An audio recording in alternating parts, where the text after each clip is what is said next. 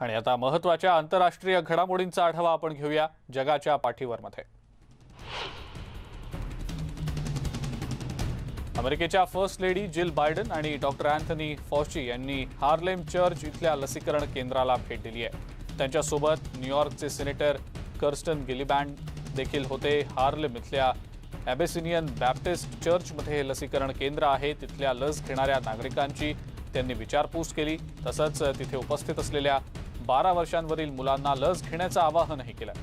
New York शहरातील कृष्णवर्णीय आणि हिस्पॅनिक समुदायामध्ये लसीकरणाचं प्रमाण वाढावं या हेतूनं जानेवारी महिन्यात हे लसीकरण केंद्र सुरू झालं।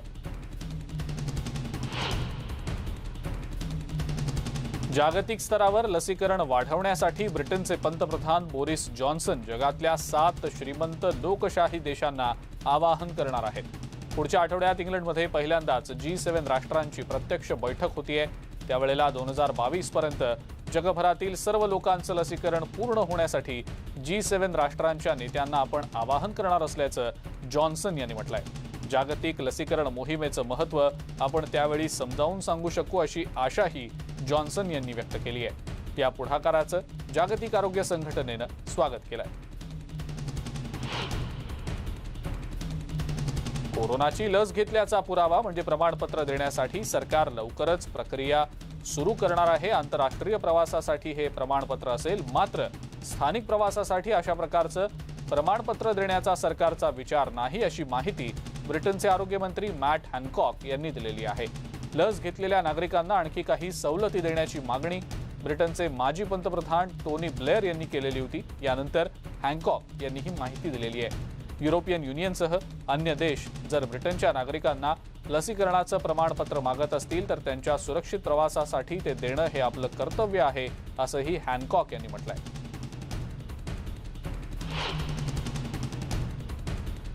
ब्रिटननं पोर्तुगालला ग्रीन लिस्टमधून हटवल्यानंतर पोर्तुगालमध्ये आलेल्या ब्रिटिश पर्यटकांनी मायदेशी परतण्यासाठी मोठी गर्दी केली होती। पोर्तुगालहून परतल्यानंतर ब्रिटनमध्ये 10 दिवस त्यांना क्वारंटाईन देखील राहावं लागणार आहे। मंगळवारी पहाटे 4 वाजल्यापासून हा निर्णय अंमलात येणार आहे। क्वारंटाईन टाळण्यासाठी लवकरात लवकर ब्रिटनमध्ये जाण्याचा पर्यटकांचा प्रयत्न दिसतोय। फारो एअरपोर्टवर लांबच लांब रांगा लागलेल्या बघायला मिळाल्या। पोर्तुगाल हे ब्रिटिश पर्यटकांचं आवडतं ठिकाण आहे। पोर्तुगालमधली वाढती रुग्णसंख्या पाहता ब्रिटननं हा निर्णय घेतला होता। ब्राझीलमध्ये लॉकडाऊनच्या निर्बंधांना मात देण्यासाठी काही गायक आणि संगीतकारांनी त्यांचा ऑर्केस्ट्रा चक्क रस्त्यावर सादर केलेला आहे। रिओ डी जेनेरिओमध्ये मारे डो अमाना ऑर्केस्ट्रानं हा अनोखा प्रयोग केला। त्यांनी शहराच्या लोकप्रिय बीचेसवर आपला कार्यक्रम सादर केला। सध्या ब्राझीलमध्ये कोरोना निर्बंधांमुळे थिएटर्समध्ये कार्यक्रम होऊ शकत नाहीये, त्यामुळे जिथे प्रेक्षक असतील तिथे आपला ऑर्केस्ट्रा नेऊ अशी कल्पना कार्लोस प्राझेरस यांनी मांडली। त्याला ब्राझीलच्या संगीतप्रेमींनी चांगला प्रतिसादही दिला। रविवारच्या सुट्टीच्या दिवशी या ऑर्केस्ट्राचा ट्रक जिथून जात होता तिथे लोक टाळ्या वाजवून त्यांचं स्वागत करत होते।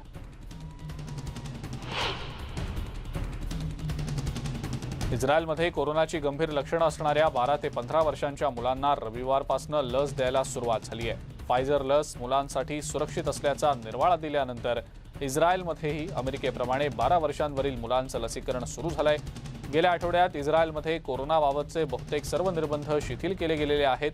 आता सार्वजनिक ठिकाणी जाण्यासाठी ग्रीन पास अर्थात लसीकरण सर्टिफिकेटची सुद्धा गरज नाहीये। इस्रायलमधली लसीकरण मोहीम अत्यंत वेगानं सुरू आहे, त्यामुळे कोरोनापूर्वीची परिस्थिती यायला मदत होतीये। बांगलादेशच्या औषध नियामक मंडळानं दुसरी चायनीज लस कोरोना वॅकच्या आपत्कालीन वापराला मंजुरी दिलेली आहे। सिनोवॅक कंपनीकडून उत्पादित होणारी ही लस बांगलादेशमध्ये आपत्कालीन वापरासाठी मंजुरी मिळालेली 5वी लस आहे। बांगलादेशमधल्या इन्सेप्टा वॅक्सिन लिमिटेड कंपनीनं याच्या आपत्कालीन मंजुरीसाठीचा प्रस्ताव दिलेला होता।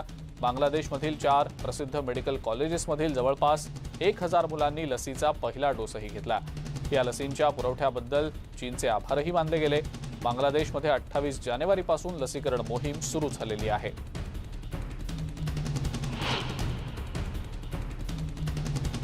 नेपाळमध्ये चीनी कंपनी सिनोफार्मच्या लसीच्या आपत्कालीन वापराला मंजुरी दिली गेली आहे। शनिवारी नेपाळमध्ये कोरोना रुग्णांची संख्या 6 लाखांपर्यंत पोहोचली होती, त्यामुळे लसीला मंजुरी दिली गेली। नेपाळमध्ये गेल्या 24 तासात 5042 नव्या रुग्णांची नोंद झाल्याची माहिती नेपाळच्या आरोग्य खात्यानं दिलेली आहे. 18 वर्षांवरील सर्व स्थानिक रहिवाशांसाठी ही लस देण्याची परवानगी नेपाळच्या औषध नियामक मंडळानं दिलेली आहे. नेपाळमध्ये परवानगी मिळालेली ही दुसरी चीनी लस आहे.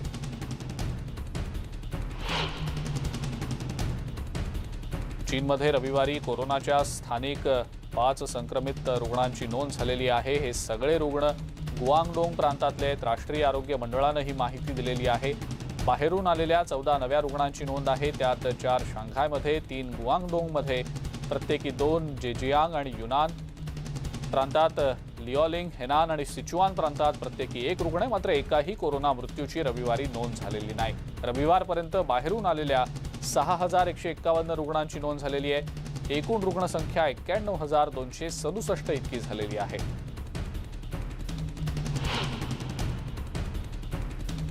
कोरोनाची उत्पत्ती शोधण्यावरून अमेरिका चीनवर सातत्यानं टीका करताना दिसतेय. भविष्यात जर कोरोनासारख्या संकटाला पुन्हा सामोरं जायचं नसेल तर त्याची उत्पत्ती कुठून झाली हे शोधणं आवश्यक आहे, असं अमेरिकेचे परराष्ट्र मंत्री अँथनी ब्लिंकन यांनी म्हटलंय. चीननं आवश्यक तो तपास योग्य रीतीनं करू दिलेला नाही, असं ब्लिंकन यांनी सांगितलं. चीन याबाबत पारदर्शकता ठेवत नाही असा आरोपही त्यांनी केला. योग्य पद्धतीनं तपास जर केला गेला तर कदाचित यावर उपाय काढता येईल, असंही त्यांनी म्हटलंय.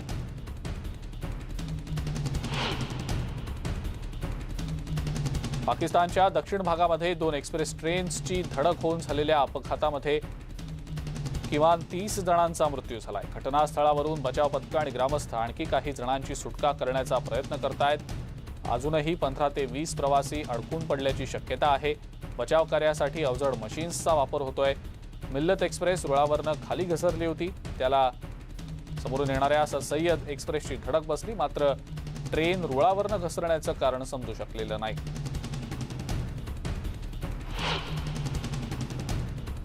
पेरूमध्ये निवडणुकीसाठीचं मतदान संपलंय. निवडणूक अधिकाऱ्यांनी मतपेट्या रिकाम्या करून मतमोजणीला सुरुवातही केलेली आहे. सध्याच्या माहितीनुसार केइको फुजिमोरी आघाडीवर आहेत.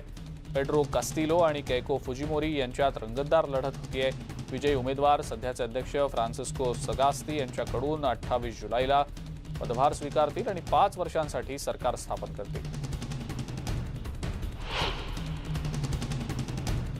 पेरूमध्ये राष्ट्राध्यक्षपदाच्या निवडणुकीच्या उमेदवार केइको फुजिमोरी यांनी लिमामध्ये आपला मतदानाचा हक्क बजावला.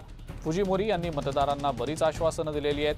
कुटुंबात एक जरी कोविड रुग्ण असेल तर त्याच्या कुटुंबाला एका वेळेला $2,500ची मदत देण्याचं आश्वासन त्यांनी दिलेलं आहे. सर्वांचं लसीकरणही करण्याचं आश्वासन दिलं गेलंय. सध्या पेरूमधली आर्थिक अवस्था अत्यंत बिकट आहे. आरोग्य व्यवस्था सुद्धा पूर्णपणे कोलमडलेली आहे.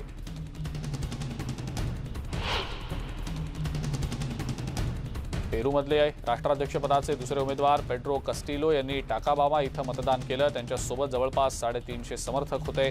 त्यांचं घर ते मतदान केंद्रापर्यंत बँडसह मिरवणूक काढण्यात आली. राष्ट्राध्यक्षपदासाठी कॅस्ट्रो आणि केइको फुजिमोरी यांच्यात लढत होतीये. निवडणुकीचा निकाल येईपर्यंत टाकाबामामध्येच थांबण्याचा निर्णय कॅस्ट्रो यांनी घेतलेला आहे.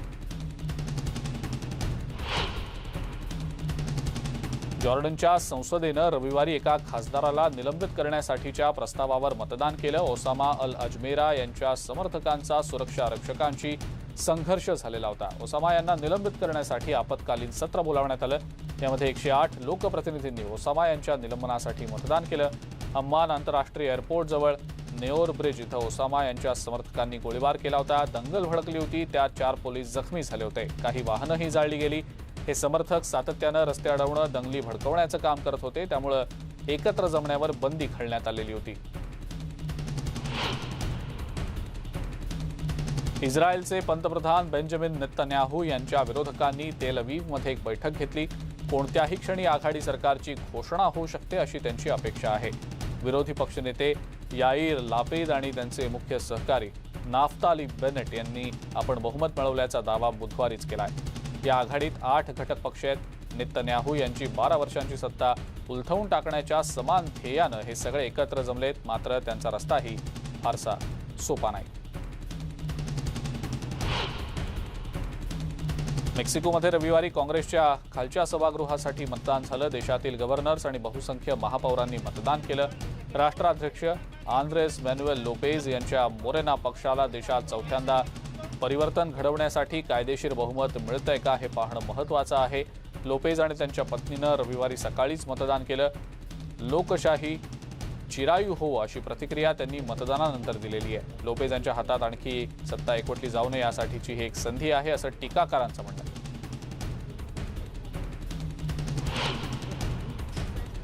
अमेरिकेच्या उपराष्ट्राध्यक्ष कमला हॅरिस ग्वाटेमालामध्ये दाखल झालेल्या आहेत. स्थलांतर आणि ड्रग्सच्या समस्येविषयी चर्चा हा या भेटीचा मुख्य हेतू आहे. ग्वाटेमालाचे परराष्ट्र मंत्री पेद्रो ब्रोलो यांनी हॅरिस यांचं स्वागत केलं. उपराष्ट्राध्यक्षपदी निवडून आल्यानंतर हॅरिस यांचा हा पहिला परदेश दौरा आहे. या दौऱ्यानंतर त्या मेक्सिकोला जातील. अमेरिका मेक्सिको सीमेवर वाढलेल्या स्थलांतराचं मूळ कारण शोधून काढण्याचे आदेश राष्ट्राध्यक्ष जो बायडन यांनी हॅरिस यांना दिले. ग्वाटेमालाचे अध्यक्ष अलेहांद्रो गियामाटी आणि मेक्सिकोचे अध्यक्ष लोपेज ऑब्राडोर यांची त्या भेट घेतील. प्रशासनातील वाढत्या भ्रष्टाचाराचा परिणाम थेट स्थलांतरावर होतोय आणि हाच या भेटीतला चर्चेचा मुख्य मुद्दा असेल. येमेनमध्ये हैती बंडखोरांनी केलेल्या रॉकेट हल्ल्यात 17 जण मारले गेलेत. मृतांमध्ये एका 5 वर्षीय मुलीचाही समावेश आहे. इराणचा या हैती बंडखोरांना पाठिंबा आहे. बॅलिस्टिक मिसाईल्सनं मारीफ शहरातल्या गॅस स्टेशन्सवर हल्ला झाला. तिथं उभ्या असलेल्या गाड्या हल्ल्यात जळून गेल्या. मारले गेलेले सगळे नागरिक होते अशी माहितीही अधिकाऱ्यांनी दिलेली आहे. हा हल्ला म्हणजे युद्धातली गुन्हेगारी आहे अशी प्रतिक्रिया येमेनच्या माहिती आणि अधिकार मंत्र्यांनी दिलेली आहे. हैती बंडखोरांकडून यावर आतापर्यंत प्रतिक्रिया आलेली नाही. हैती दहशतवाद्यांचे हे हल्ले थांबवण्यासाठी आंतरराष्ट्रीय पातळीवर आम्ही मदतीचं आवाहन करतो आहोत असं मानवाधिकार समितीचे अध्यक्ष जुदै यांनी म्हटलंय.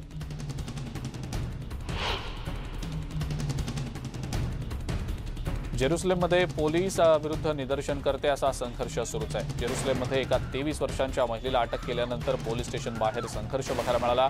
इथल्या परिसरातून पॅलेस्टिनी कुटुंबांना हाकलण्याच्या प्रयत्नाच्या विरोधातल्या निदर्शनांचं ही महिला नेतृत्व करत होती. या महिलेची नंतर सुटका झाली. पूर्व जेरुसलेममधला हा एक अत्यंत संवेदनशील भाग आहे. याच परिसरात ज्यू, ख्रिश्चन आणि मुस्लिमांची धार्मिक स्थळं आहेत.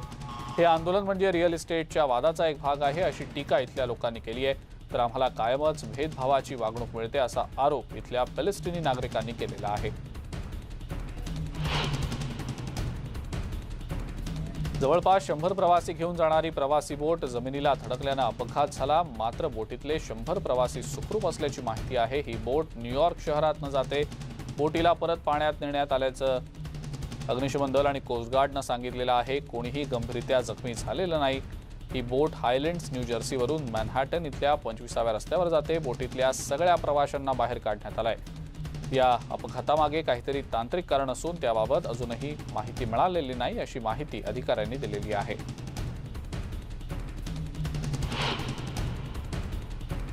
ब्रिटिश राजघराण्यामध्ये नव्या पाहुण्याचं आगमन झालंय. प्रिन्स हॅरी आणि मेगन मर्कल यांना मुलगी झाली आहे. तिचं नाव लिलिबेट डायना असं ठेवलं गेलेलं आहे. प्रिन्स हॅरीची आई लेडी डायनाची आठवण म्हणून हे नाव ठेवलं गेलं आहे. मेगननं शुक्रवारी कॅलिफोर्नियामधल्या सँटा बार्बरा कॉटेज रुग्णालयात मुलीला जन्म दिलाय.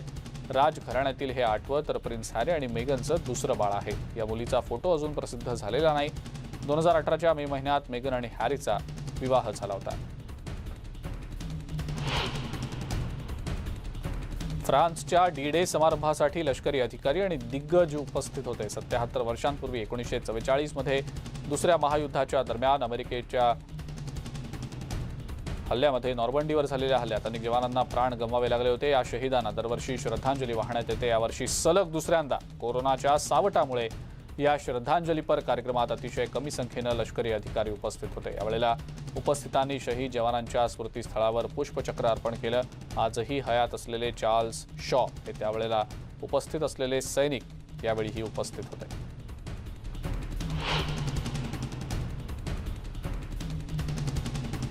श्रीलंकेमध्ये पावसानं आणि पुरानं थैमान घातलं. आतापर्यंत 14 जणांचा यात मृत्यू झालाय. 2 जण बेपत्ता आहेत. 5,000हून जास्त जण स्थलांतर करून दुसऱ्या ठिकाणी गेलेले आहेत. कोलंबो आणि त्याच्या आसपासच्या उपनगरांमध्ये गुरुवार रात्रीपासून जबरदस्त पाऊस पडतोय. त्यामुळे घरांमध्ये, शेतांमध्ये, रस्त्यांवर सगळीकडे पाणीच पाणी आहे. सगळे रस्ते वाहतुकीसाठी बंद झालेत. पावसामुळे देशभरातल्या 60,000 कुटुंबांना फटका बसल्याचं आपत्कालीन विभागानं सांगितलेलं आहे.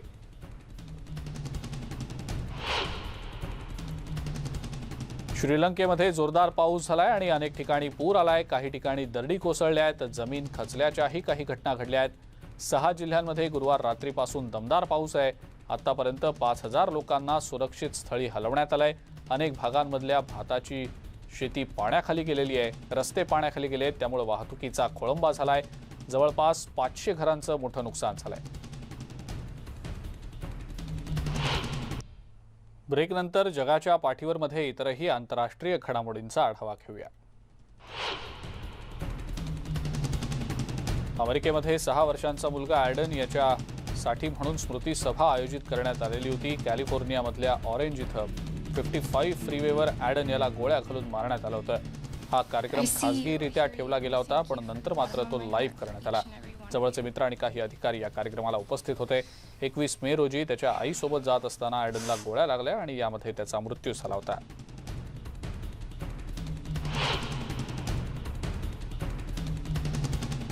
तुर्कस्तानच्या राष्ट्राध्यक्षांनी शनिवारी समुद्राचं पर्यावरणीय संतुलन राखून समुद्राला वाचवण्याचं आश्वासन दिलं होतं, पण त्याचं फारसं पालन करण्यात आलेलं नाही। तुर्कीमध्ये यावर्षी समुद्राचं म्युसिलेज अभूतपूर्व पातळीवर पोहोचलेलं आहे। म्युसिलेजचं प्रमाण वाढल्यानं समुद्रातली जैवसाखळी धोक्यात येते। हवामान बदल आणि समुद्रात कोणतीही प्रक्रिया न करता सोडण्यात येणारं सांडपाणी, कचरा यामुळे समुद्री साखळी धोक्यात आलेली आहे। तुर्कीचे राष्ट्राध्यक्ष एर्दोगन यांनी अधिक कठोर आणि सर्वसमावेशक उपाययोजना करण्याचा निर्णय घेणार असल्याचंही सांगितलेलं आहे। बुडापेस्टमध्ये चीनी विद्यापीठाचं केंद्र सुरू करण्याच्या पंतप्रधान विक्टर ऑर्बान यांच्या योजनेविरोधात शनिवारी हंगेरीच्या राजधानीमध्ये हजारो लोकांनी मोर्चा काढला होता। हंगेरीनं शांघाय स्थित फुदान विद्यापीठाबरोबर सामंजस्य करार केला आणि देशातील एकूण 9 जिल्ह्यात शाखा सुरू करण्याचा निर्णय घेतलाय। युरोपियन युनियनमधील विविध देशांमध्ये एकूण 27 ठिकाणी चीनी विद्यापीठाची केंद्र सुरू करण्यात आलेली आहेत। देशात कोरोनाचे विविध निर्बंध लागू असतानाही शेकडो हजारो लोकांनी एकत्र येत मोर्चा काढला। बुडापेस्टमध्ये अनेक शिक्षण तज्ज्ञांनी आणि प्रशासकीय अधिकाऱ्यांनी चीनी विद्यापीठाच्या शाखा काढण्याच्या कल्पनेला विरोध दर्शवलाय। चीनमध्ये मोठ्या प्रमाणात मानवाधिकारांचं उल्लंघन होतं, हाच या सगळ्यांच्या आक्षेपांचा प्रमुख मुद्दा आहे।